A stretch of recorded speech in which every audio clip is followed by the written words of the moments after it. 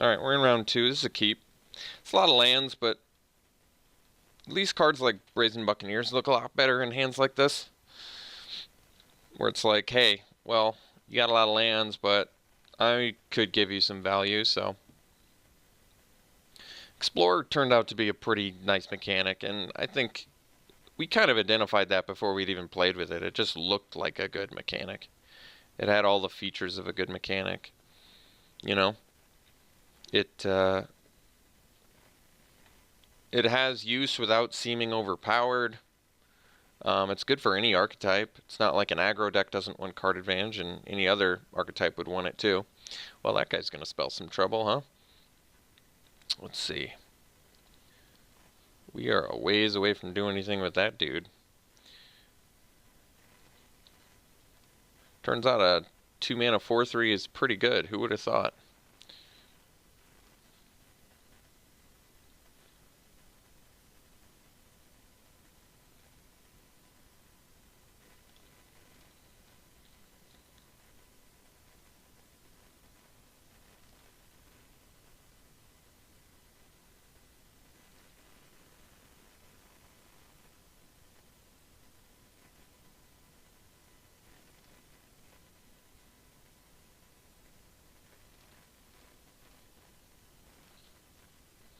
All right.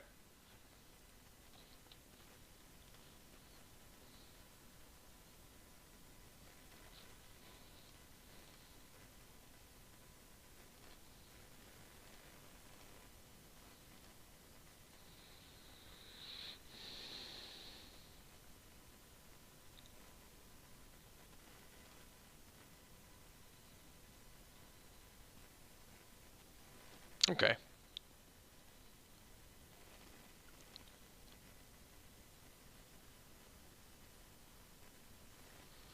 Well, this Dark Nourishment could do some work for us. Guess we're gonna have to hope it does.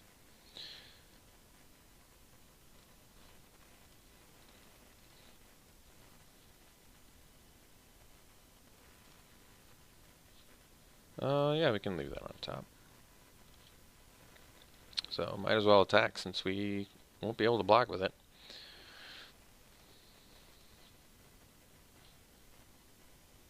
So next turn we can Dark Nourishment the Scoundrel.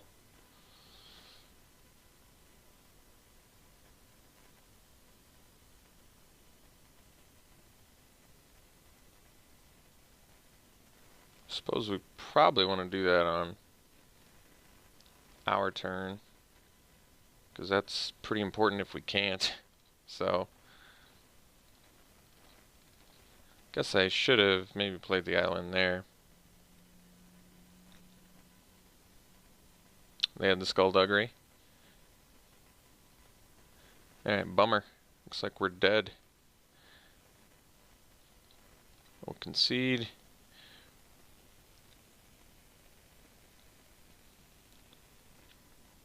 I mean, I guess I go to 7.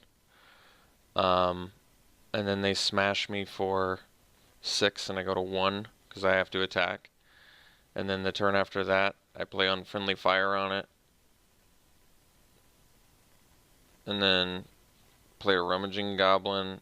Maybe I could have lived. No, they would have. No, they would have just equipped their Cobbled Wings on there. Yeah, I guess that wouldn't have worked either. I would have died to. I mean, I could have forced them to do some things at the cost of showing them some cards, which doesn't seem very good to me. So yeah, I've gone over this a few times, but I'm not happy with the state of power creep. Like, I don't like that there are uncommon 2-drop 4/3s now with downsides that, let's be honest, really aren't that bad. Like, Wanted Scoundrel's downside, not that bad. Not bad at all, I would go as far to say. Really not that bad. And then the other one from Amonkhet, 2-mana 4/3, discard a card. If you don't have any cards in your hand, don't worry about it. I mean, nobody else? I don't hear anybody else in the Magic community getting vocal about that. That's like a little bit crazy that those cards. I mean, look what just happened that game. I didn't have a play for a couple turns. You fall a little bit behind, just a little bit behind a 4-power 2-drop, and you're done. You are done. So Yeah, I don't know. I'm not a fan, but I suppose they got to make cards stronger or people aren't going to buy the game, I guess. I'm sure that's I have no idea. I'm assuming that's what their philosophy is. But I'm not a fan. I think it makes games too quick. It punishes you for things that already feel bad. Making feel bads feel worse is not the right answer, I think, for Magic.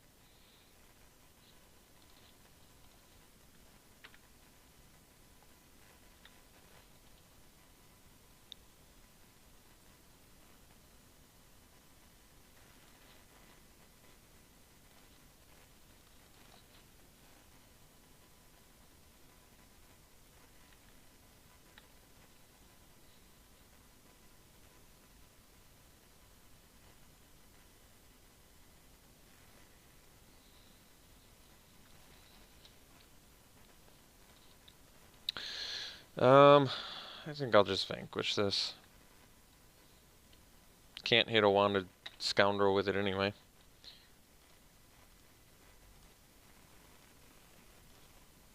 And granted, they could play a hammer skull, but I guess I could mark the vampire too.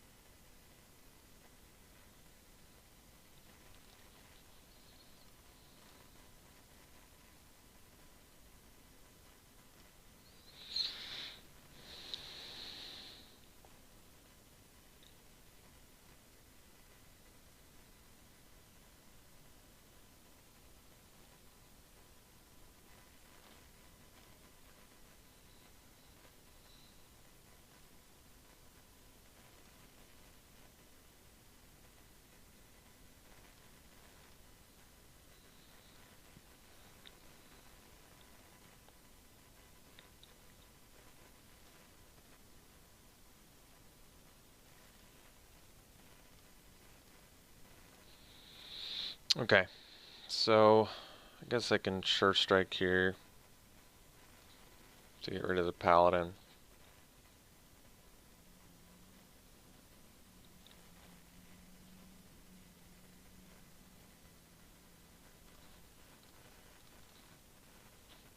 Gain 7.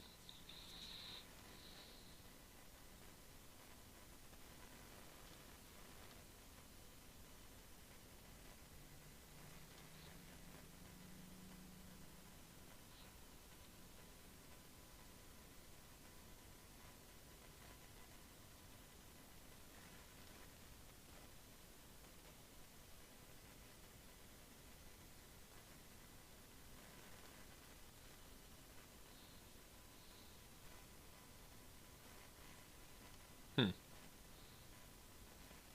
Oh, I see. They want to be able to double block. Which makes sense. Let's see if we can't. Alright, I think I'm just going to go with the agent here. Oh, yeah. We're leaving that on top. For sure. Now we can pass.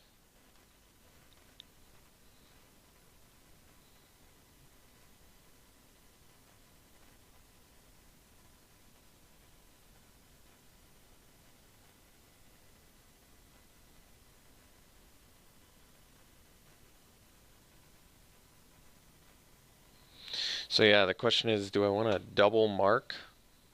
Maybe I just want to attack with both here, actually. Plus the Buccaneer. Yeah, that probably makes the most sense. We'll see what they play, I guess.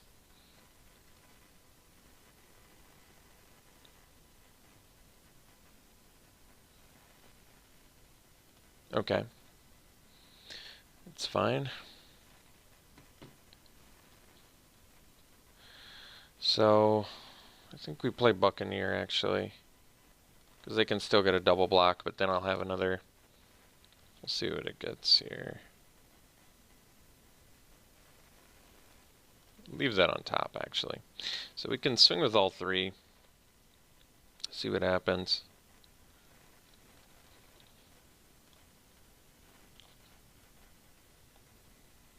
I think they go Cutthroat here, these two on this, and then we'll kill the Hammer Skull, and they'll take 3. And then we can mark our Buccaneer the following turn. That's actually interesting.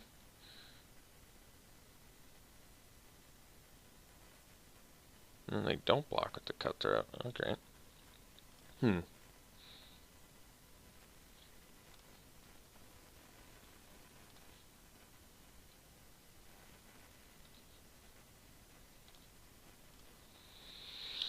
So I can use that treasure with my makeshift munitions to blow up the vampire.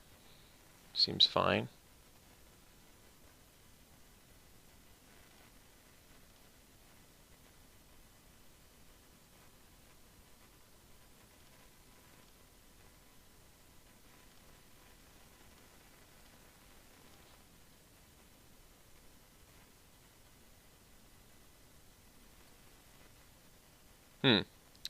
So,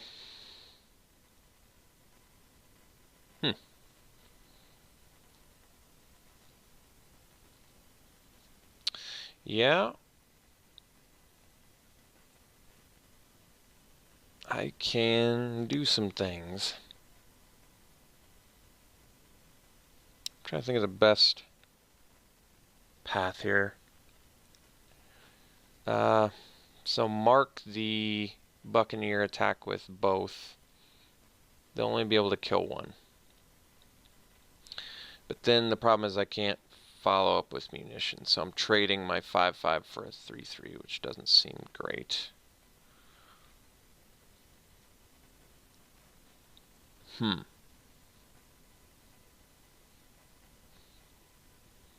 They do know about both cards in our hand.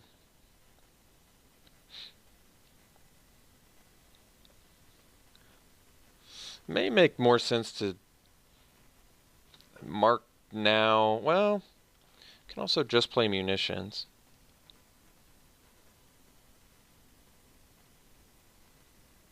I can, okay, I think I actually attack with Queen's Agent here. No, but then they can block like that and that, huh? And that's not a very good trade. Alright. We just play munitions and pass. And then next turn we're going to have to, I guess, do the mark shenanigans. I can kill their vampire now, I guess, but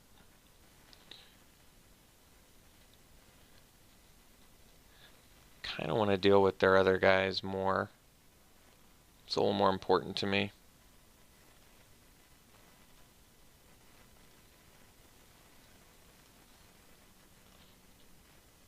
Like, we can mark the Buccaneer now, I guess.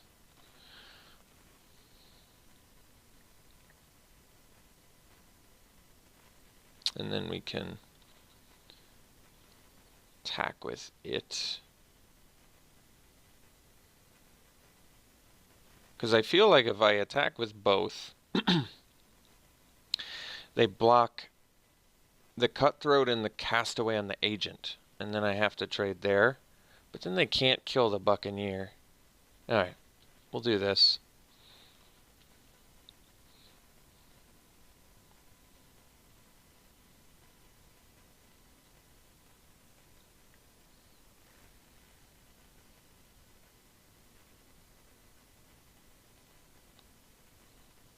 And this is actually fine too.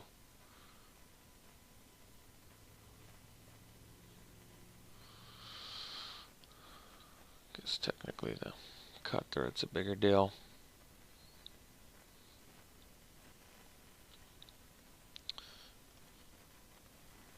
Okay.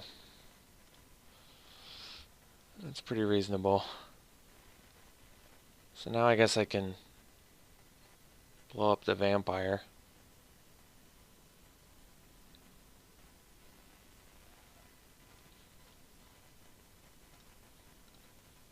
Before they attack, I guess.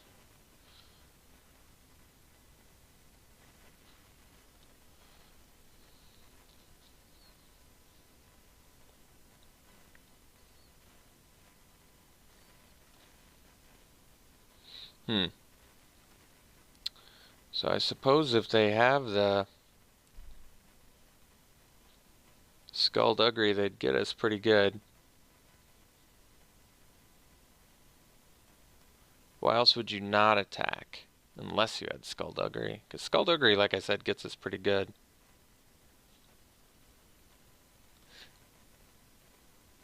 But wouldn't they have... It's going to be tough to play around skullduggery.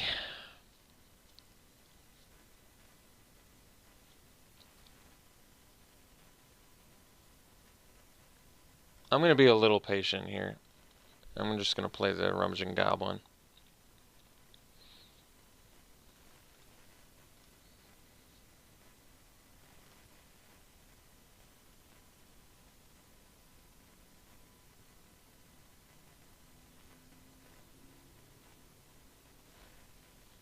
Okay.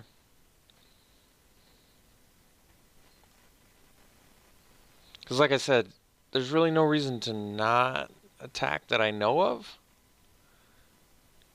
Unless you have skullduggery. Unless I'm crazy and wrong, but I don't quite know why you wouldn't attack otherwise. And maybe it was just a mistake. You know, maybe they meant to. But I don't know.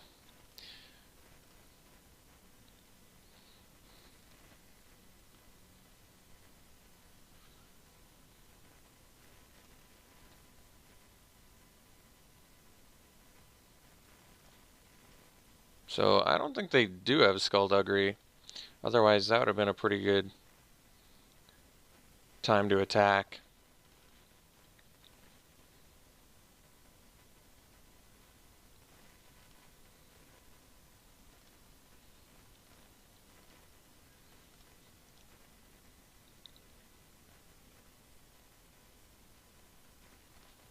So yeah, I guess I was worried they had it because, like I said, 3-4, it's pretty brutal.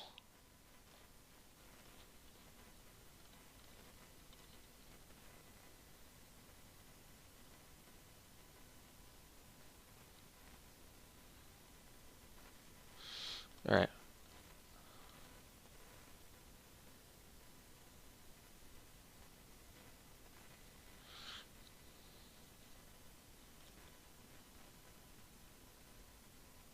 I mean, we're pretty close to just killing them next turn, I think.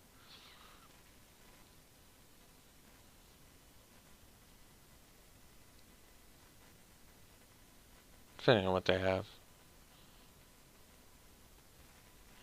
Deathless Ancient, okay. So, how can I profitably attack here? Pretty sure I can, I just, oh. So, let's play our land. I think we attack with everything.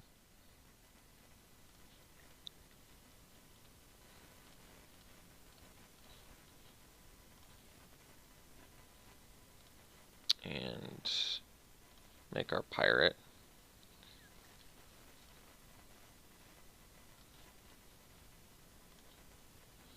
And then I think they are dead.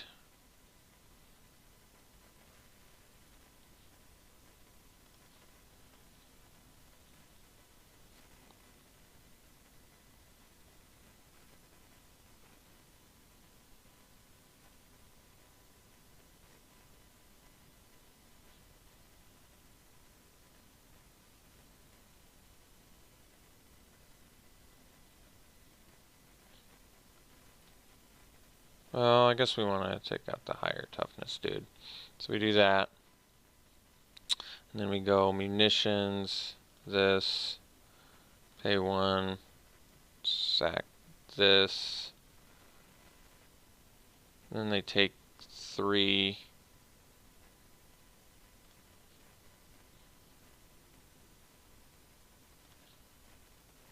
And then we sack a pirate. And then we strike them.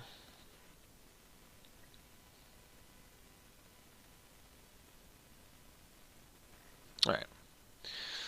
So, What is opponent's deck? I guess they're vampires. They definitely have some non-vamps, but yeah, they're vampires. So okay. Demolish for Cobbled Wings seems pretty bad, so I think we'll stick to the same plan here.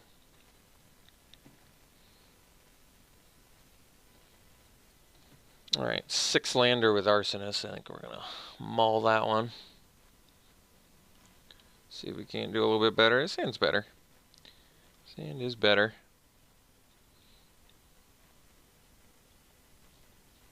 Yeah, I guess we'll keep that on top. I mean, we need some more other things, but I guess it seems reasonable to me to keep that.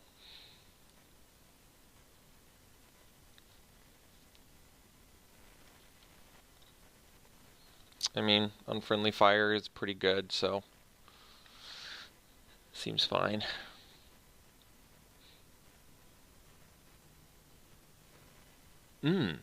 Bloodfast. It's pretty unexpected, actually. Okay, cool. So we got another Heartstopper. So we've got Death Touch for days. We'll see how good the Bloodfast is, because I still kind of get the impression it's not that good, but we'll find out. I mean, this is where it's going to shine the most, because you have like the lifelink stuff. But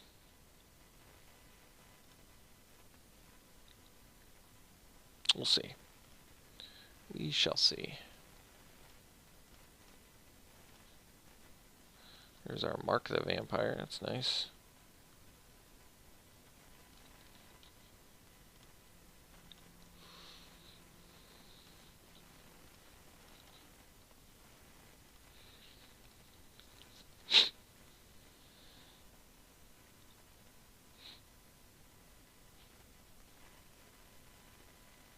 It's a May transform too, so at least it has that going for it.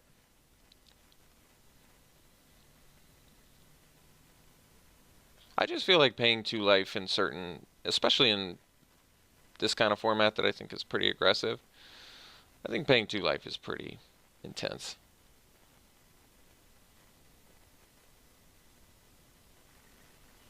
Alright, they've started to utilize it.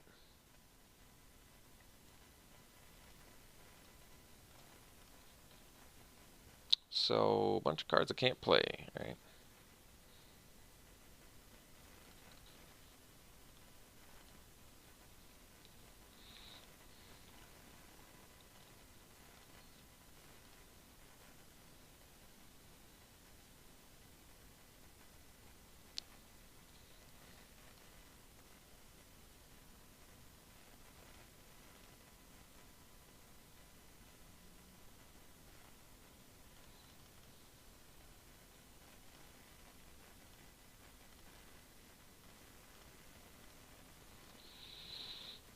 So, we'll mark. We could get blown out by Skullduggery once again. Ugh.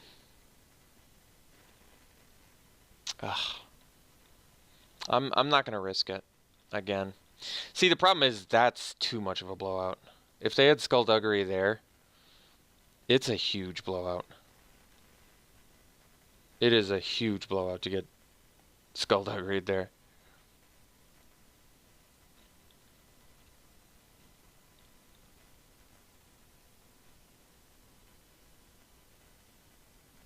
Because we definitely get 2 for 1, but it's a pretty game altering 2 for 1.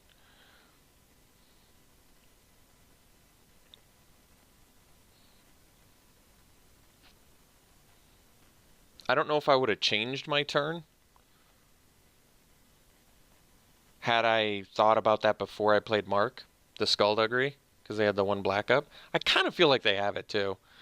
So take that for whatever it's worth, but I do kind of feel like they have it.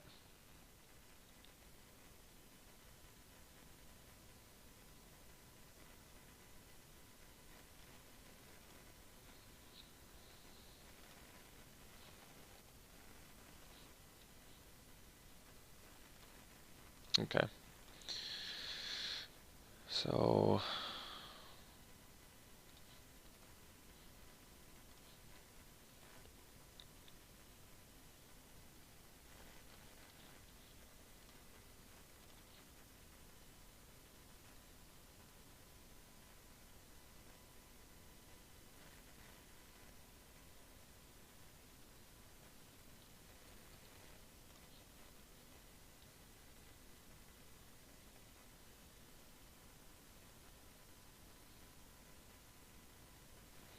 So our options are Sure Strike versus Unfriendly Fire.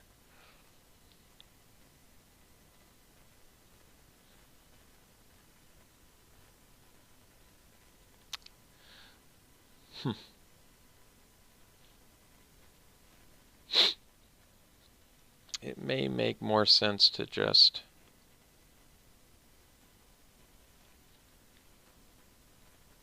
Unfriendly Fire, but I think we're going to Sure Strike.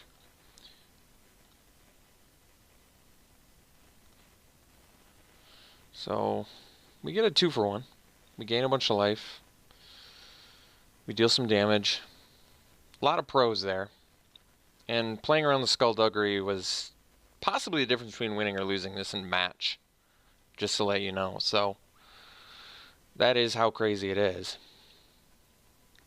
And I think saving the Unfriendly Fire ultimately is going to be better, especially if they have maybe like the Deathless Ancient.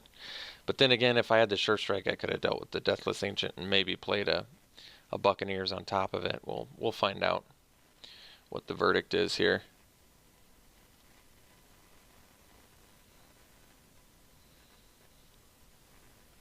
Queen's Agent. Well, that's fine too.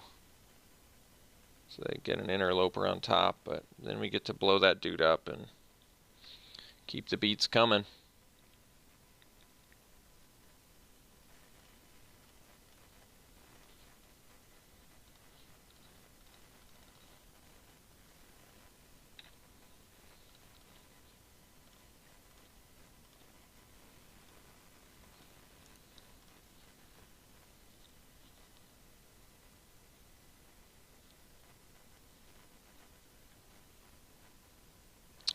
The old 6-drop into 6-drop.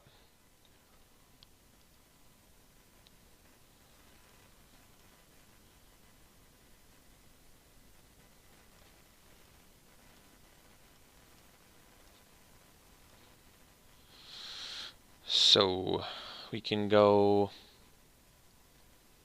Buccaneer plus, well, let's see here. Let's say I play Buccaneer and I attack with all 3. They block Buccaneer, they take 4, they go to 5. And then we're just like super close to just killing them by sacrificing creatures. Might be worth it. We'll find out. Actually, yeah. It's totally worth it.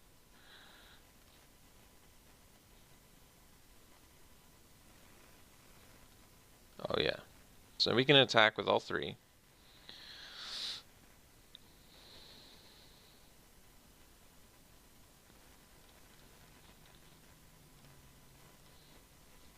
And if they block our Buccaneer, we just throw it at their face, and they take 5, and then they're pretty close to death, actually. So yeah, they are much more interested in us not gaining life, basically. Which is fine, too.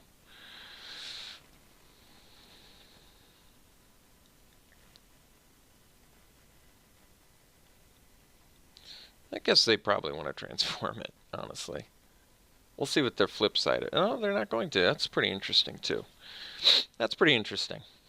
Because it doesn't seem like they're in a... Well, maybe they have more lifelink. You never know.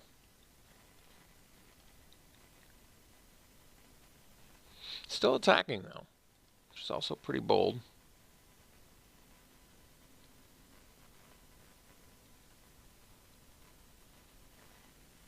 Alright, well, I am tapped out, so I guess I can't do anything about that.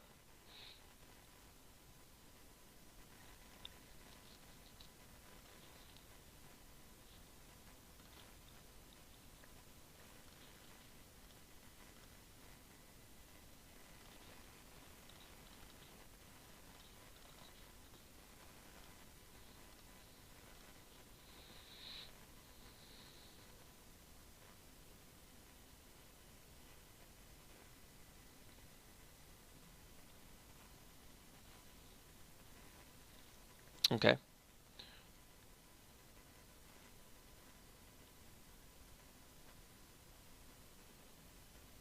They have another vampire? No, Vanquish the Weak. Alright.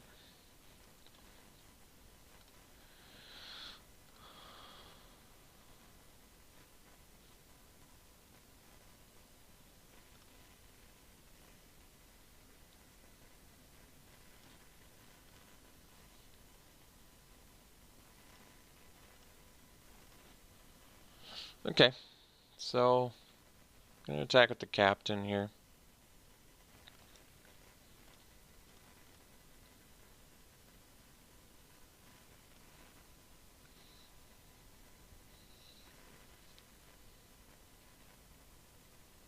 We'll trade it for the soldier, I guess, if we have to. It's kind of like a free card for them. Alright.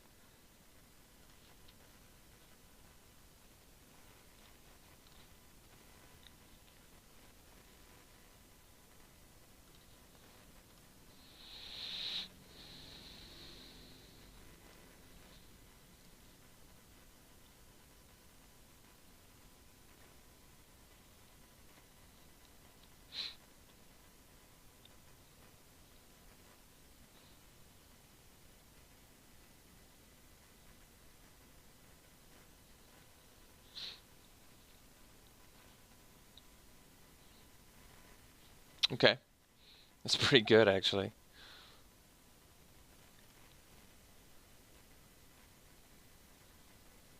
No, actually, it's not.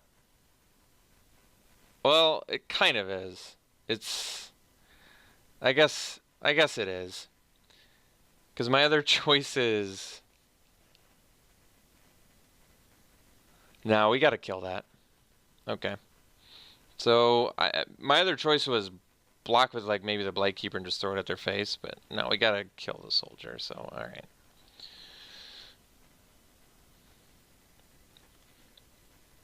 I mean, I can block and make it so they don't gain life, but I think we just get rid of the life linker.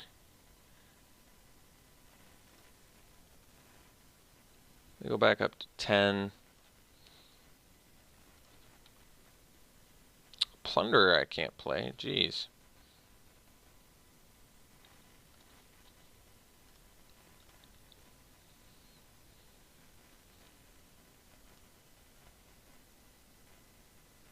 Well, they're gonna be winning the race here. And we're still 2 lands away from our Blight Keeper as well.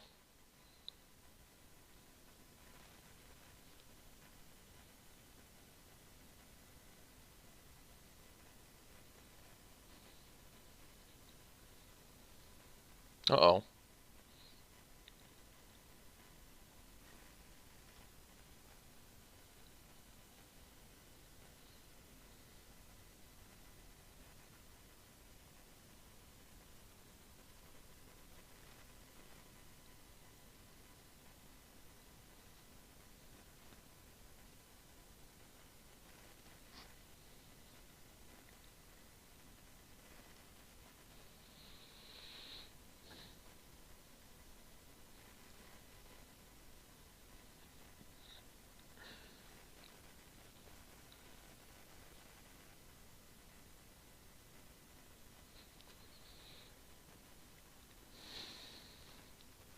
Well, at least they don't have a artifact, I guess.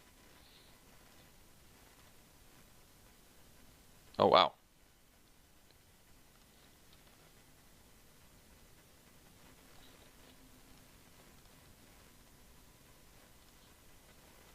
Forgot we had 2 of these, huh? Alright, cool. So the difference between winning or losing that match was not attacking with Mark of the Vampire, skittering Heartstopper when they clearly had Skullduggery up. So pretty happy that I was aware of that at the time. Because like I said, I honestly 100% believe that was the difference between winning or losing this. It was all based on this card. So, alright, we'll see you in round 3.